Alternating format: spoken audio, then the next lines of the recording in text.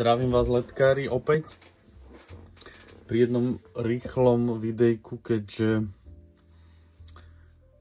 som si všimol rôzne rozdiely v saunových pásikoch. Chcel by som upozorniť na nejaké detaily, ktoré určite netreba prehliadať.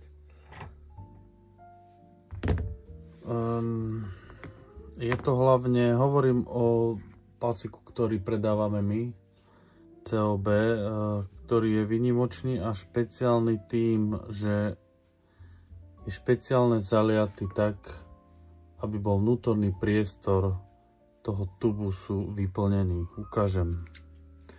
Tu mám odrezok jedného modelu.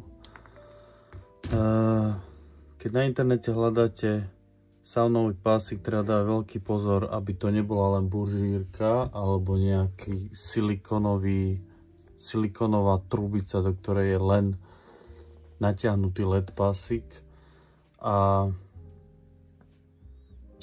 medzi pásikom a tým tubusom je vzduch a priestor. Vidím to veľmi často a toto je problém. Keď sa pozriete na tento pásik, celý tento priestor v reze je kompletne vyplnený, takže aj v prípade, že sa niečo stane a niekto sekne a zareže do toho pásika a naozaj zájde trochu vody do toho rezu, nepoškodím to púzdro, nezateče tam voda, nedôjde k skratu ani k nejakej korózii alebo nejakej oxidácii, jednoducho ten pásik drží ďalej, je neporušený.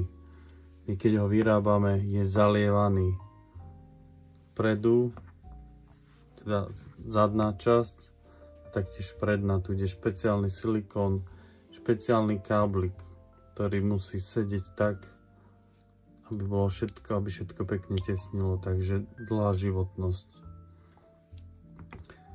Pozor na to pri výbere LED pásika do saun, bazénov, sprch. Toto je dôležitý faktor, aby vám to vydržalo dlho. Veľa šťastia, pekný deň prajem.